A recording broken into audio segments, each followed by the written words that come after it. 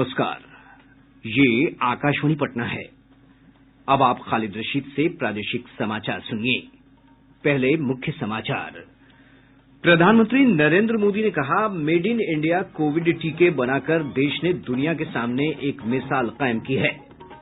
प्रदेश में अब तक 5,17,000 से अधिक कोविड टीके लगाए गए। कोरोना से ठीक होने वालों की संख्या बढ़कर लगभग 2,60,000 हुई। ईपीएफओ ने अंशधारकों के साथ धोखाधड़ी रोकने के लिए बिना डॉक्यूमेंट के ऑनलाइन नाम और प्रोफाइल में बड़े बदलाव करने पर लगाई रोक। और चक्रवात के प्रभाव से प्रदेश के दक्षिणी हिस्सों में आज सुबह कई स्थानों पर हल्की बारिश हुई। अगले 24 घंटों के दौरान बादल छाये रहेंगे। बुलेटिन की शुरुआत इस संकल्प के साथ। कोविड-19 महामारी के खिलाफ देश एकजुट होकर लड़ रहा है। आप भी हमारे साथ सुरक्षा और बचाव के 3 आसान एहतियाती उपायों का संकल्प लें। कोविड-19 से बचाव और सुरक्षित रहने के 3 उपाय। मास्क लगाएं, 2 गज दूरी है जरूरी, सुरक्षित दूरी रखें, हाथ और मुंह साफ रखें।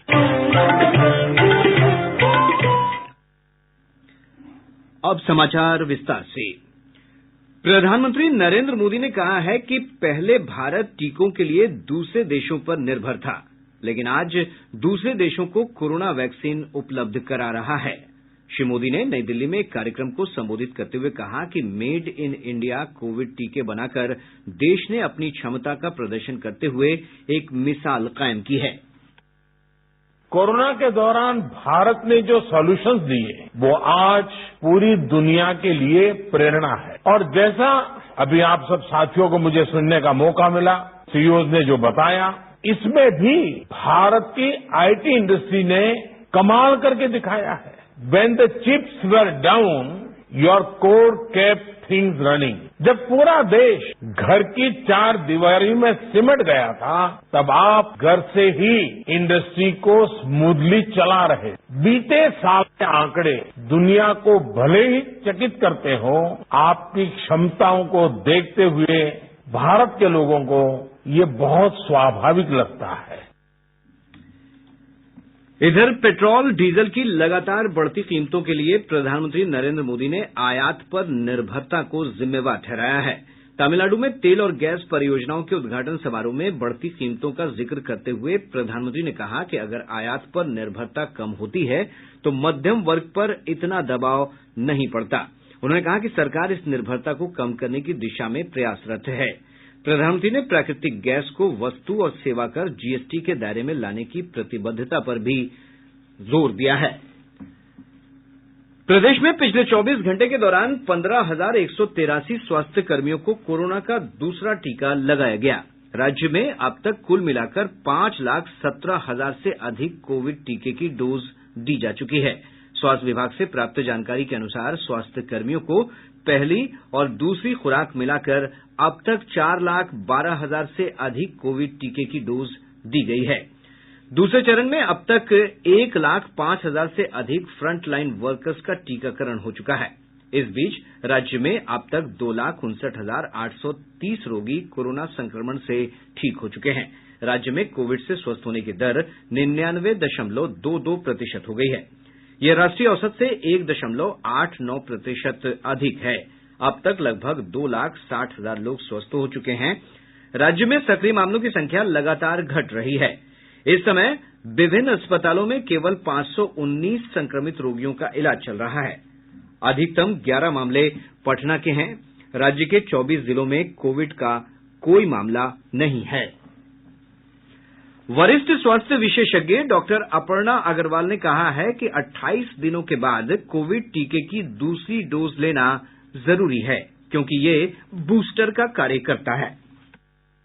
28 दिन का अंतर इसलिए दिया है, पहली डोज के बाद में एंटीबॉडी लेवल्स 3 हफ्ते के बाद में बननी शुरू होती हैं, और जो दूसरी डोज हम देते हैं वो बूस्टर का काम करती है। उससे एंटीबॉडी लेवल और बेहतर बनती हैं। तो अगर हम एक डोज के बाद आगे नहीं लें तो एंटीबॉडी लेवल्स बॉडी में कम बने। वो प्रोटेक्टिव लेवल पर पहुंचेंगे कि नहीं वो कहना मुश्किल है। तो जो ट्रायल्स में 2 डोजेज यूज हुई हैं तो 2 डोज के बाद में एंटीबॉडी लेवल्स प्रोटेक्टिव लेवल्स पे पहुंच जाती हैं। इसलिए जिन्होंने भी 1 डोज ली है उनको दूसरी डोज लेना अनिवार्य है। डॉक्टर अग्रवाल ने बताया कि कोविड के टीके पूरी तरह सुरक्षित और प्रभावकारी हैं और इसे किसी भी बाह में बिना संकोच लिया जा सकता है। दूसरी बाह में भी लगा सकते हैं, उसमें भी लगा सकते हैं, क्योंकि इसके साथ जो पेन होती है, स्वेलिंग होती है, किसी में वो 1, 2, 3, 4 दिन से ज्यादा नहीं रहती है। हम किसी भी बाह में लगा सकते हैं। तो हमको ये मान के चलना चाहिए कि हमारी सेफ्टी को ध्यान में रखते हुए रेगुलेटरी बॉडीज ने इसका अप्रूवल दिया है। इसका मतलब कि वैक्सीन सेफ है और तभी उनको परमिट किया गया है वैक्सीन देने के लिए, इमरजेंसी यूज अप्रूवल दी गई है जी। तो जिसके मन में भी शंका है वो शंका अपने मन से निकालें। जिसकी भी टर्न आती है वैक्सीन जरूर लें। केंद्रीय मंत्रिमंडल ने किशोर न्याय देखभाल और बाल संरक्षण अधिनियम 2015 में संशोधन को स्वीकृति दे दी है।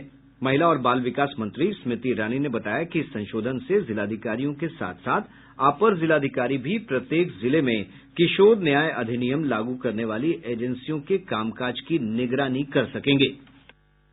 हर जिले में अब डिस्ट्रिक्ट मैजिस्ट्रेट, जिसमें एडिशनल डिस्ट्रिक्ट मैजिस्ट्रेट भी सम्मिलित होंगे, उनको अब अधिकार दिया जाएगा कि जो एजेंसीज जेजे एक्ट के इम्प्लीमेंटेशन के लिए जिम्मेदार हैं उनकी फंक्शंस को मॉनिटर करे डिस्ट्रिक्ट मैजिस्ट्रेट।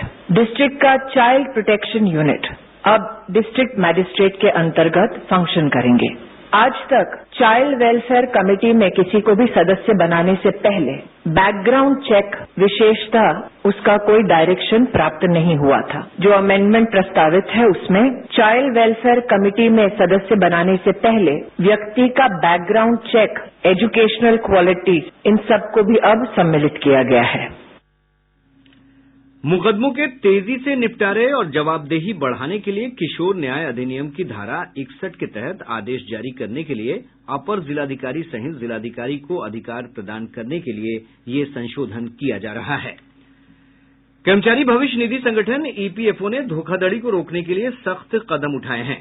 इसके तहत सदस्य अब कागजात के बिना ऑनलाइन नाम और प्रोफाइल में बड़े बदलाव नहीं कर सकेंगे। पूरी तरह जांच के बाद ही इसमें किसी तरह का बदलाव किया जाएगा। प्रादेशिक समाचार आप आकाशवाणी पटना से सुन रहे हैं। मुख्यमंत्री नीतीश कुमार ने केंद्र सरकार से बिहार की तर्ज पर आरक्षण लागू करने का आग्रह किया है। पटना में जदयू कार्यालय में जनप्रतिनिधियों और कार्यकर्ताओं को संबोधित करते हुए उन्होंने कहा कि बिहार में पिछड़े वर्ग के आरक्षण में पिछड़ा और अति पिछड़ा 2 वर्ग अलग अलग चिन्हित हैं। मुख्यमंत्री ने कहा कि बिहार की तरह केंद्र में पिछड़ा कोटे में भी अति पिछड़ा वर्ग को आरक्षण मिलना चाहिए। जाति आधारित जनगणना पर जोर देते हुए मुख्यमंत्री ने कहा कि जाति आधारित जनगणना एक बार फिर कर लेनी चाहिए। इससे जनगणना की सही जानकारी मिल सकेगी। प्रदेश में मैट्रिक परीक्षा के पहले दिन कदाचार के आरोप में 82 परीक्षार्थियों को निष्कासित किया गया है। सबसे अधिक भोजपुर में 21, मुंगेर में 20, रोहतास और वैशाली में 7-7, सारण में 6, नालंदा में 5 और पटना सहित अन्य जिलों में 1-1 परीक्षार्थियों को निष्कासित किया गया है। दूसरे के नाम पर परीक्षा दे रहे 15 फर्जी परीक्षार्थियों को भी गिरफ्तार किया गया है। केंद्र सरकार राष्ट्रीय शिक्षा नीति के माध्यम से देश में गतिशील शिक्षा ढांचा बनाने पर ध्यान केंद्रित कर रही है। इसके लिए बजट आवंटन बढ़ाया गया है। वर्ष 2021-22 के आम बजट में शिक्षा क्षेत्र को प्रोत्साहन देने के लिए कई शैक्षिक योजनाओं के लिए आवंटन में महत्वपूर्ण वृद्धि की गई है। केंद्रीय माध्यमिक शिक्षा बोर्ड के अध्यक्ष मनोज आहूजा ने बताया कि राष्ट्रीय शिक्षा नीति की सिफारिशों के अनुरूप इस बजट में महत्वपूर्ण प्रावधान किए गए हैं।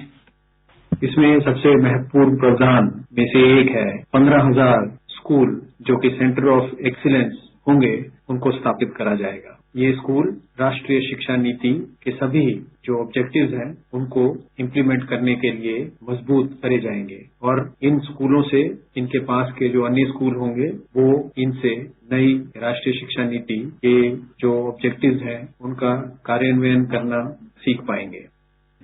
चक्रवात के प्रभाव से प्रदेश में आज सुबह कई स्थानों पर हल्की बारिश हुई है। मौसम विभाग से प्राप्त जानकारी के अनुसार रोहतास, कैमूर, औरंगाबाद और आसपास के जिलों में बारिश दर्ज की गई है। मौसम पूर्वानुमान में कहा गया है कि अगले 24 घंटों के दौरान दक्षिण बिहार में कुछ स्थानों पर बारिश की संभावना है। पटना, अरवल, जहानाबाद, नवादा, नालंदा और आसपास के क्षेत्रों में बादल छाये हुए हैं। भूमि सुधार और राजस्व विभाग ने प्रदेश में ऑनलाइन दाखिल खारिज संबंधी आदेशों का पालन करने के लिए DCLR मॉड्यूल लागू कर दिया है। विभागीय मंत्री रामसूरत कुमार ने पटना में बताया कि लोगों को समयबद्ध और पारदर्शी तरीके से सेवा प्रदान करना विभाग का लक्ष्य है। इस दिशा में DCLR मॉड्यूल एक सार्थक कदम होगा। पश्चिम चंपारण जिले में कौओं में बर्ड फ्लू की पुष्टि हुई है। पशुपालन विभाग ने सभी जिलों को हाई अलर्ट कर दिया है। जनवरी महीने में कौओं के मरने पर सैंपल जांच के लिए कोलकाता भेजा गया था।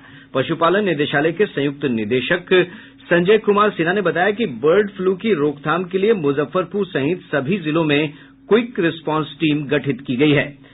इसके अलावा सभी प्रखंडों में पोल्ट्री फार्म की जांच की जा रही है। पटना के फुलवारीशरीफ स्थित खगौल नौबतपुर मार्ग पर एक वाहन के अनियंत्रित होकर पलट जाने के कारण गया में पदस्थापित कृषि फार्म प्रबंधक गुड्डू कुमार गुंजन की मौत हो गई। नवादा के नगर थाना क्षेत्र अंतर्गत रेलवे क्रॉसिंग पार करने के दौरान ट्रेन की चपेट में आने से ई रिक्शा पर सवार एक महिला समेत 3 लोगों की मौत हो गई, जबकि 2 लोग गंभीर रूप से घायल हो गए। कला, संस्कृति और युवा विभाग ने राज्य में 4 एकलव्य सेंटर फिर से शुरू करने का निर्देश दिया है। कोरोना संक्रमण के कारण खिलाड़ियों के प्रशिक्षण के लिए पिछले कई दिनों से ये सेंटर बंद थे। छात्र और युवा कल्याण निदेशक संजय कुमार सिन्हा ने बताया कि पहले चरण में रोहतास में फुटबॉल, मुजफ्फरपुर में बालक हॉकी, पटना में बालिका हॉकी और नालंदा में शूटिंग एकलव्य सेंटर खोलने का निर्देश दिया गया है। स्वास्थ्य विभाग के प्रधान सचिव प्रत्यय अमृत ने वीडियो कॉन्फ्रेंसिंग के जरिए पटना सिटी में गुरु गोविंद सिंह क्रिकेट एकेडमी का औपचारिक उद्घाटन किया। अब पटना से प्रकाशित प्रमुख समाचार पत्रों की सुर्खियां। आज के सभी समाचार पत्रों ने अलग अलग खबरों को प्रमुखता से प्रकाशित किया है। दैनिक जागरण ने प्रधानमंत्री किसान सम्मान निधि योजना में 33 लाख फर्जी लाभार्थियों की पहचान की खबर को प्रमुखता से प्रकाशित किया है। अखबार की सुर्खी है, पीएम किसान योजना के फर्जी लाभार्थियों से की जाएगी वसूली। हिन्दुस्तान अखबार ने पटना नगर निगम बजट 2021-22 की खबर को प्रमुखता से प्रकाशित करते हुए लिखा है, शहर वासियों को सैर कराने के लिए जहाज खरीदेगा पटना नगर निगम। दैनिक भास्कर ने मार्च के पहले हफ्ते से खुलेंगे 5वीं कक्षा तक के सभी स्कूल की खबर को प्रमुखता से प्रकाशित किया है। प्रभात खबर का शीर्षक है, किसानों का आज 4 घंटे का रेल रोको आंदोलन। दैनिक आज ने टेक्नोलॉजी और लीडरशिप फोरम में प्रधानमंत्री नरेंद्र मोदी के संबोधन को शीर्षक बनाया है, डिजिटल ट्रांजैक्शन से घटा काला धन। और अब अंत में मुख्य समाचार एक बार फिर। प्रधानमंत्री नरेंद्र मोदी ने कहा, मेड इन इंडिया कोविड टीके बनाकर देश ने दुनिया के सामने एक मिसाल कायम की है। प्रदेश में अब तक 5,17,000 से अधिक कोविड टीके लगाए गए। कोरोना से ठीक होने वालों की संख्या बढ़कर लगभग 2,60,000 हुई। ईपीएफओ ने अंशधारकों के साथ धोखाधड़ी रोकने के लिए बिना डॉक्यूमेंट के ऑनलाइन नाम और प्रोफाइल में बड़े बदलाव करने पर लगाई रोक। और चक्रवात के प्रभाव से प्रदेश के दक्षिणी हिस्सों में आज सुबह कई स्थानों पर हल्की बारिश हुई। अगले 24 घंटों के दौरान बादल छाए रहेंगे। इसके साथ ही आकाशवाणी पटना से प्रसारित प्रादेशिक समाचार का ये अंक समाप्त हुआ। कोविड-19 से बचाव और सुरक्षित रहने के 3 उपाय। मास्क लगाएं, 2 गज दूरी है जरूरी, सुरक्षित दूरी रखें, हाथ और मुंह साफ रखें।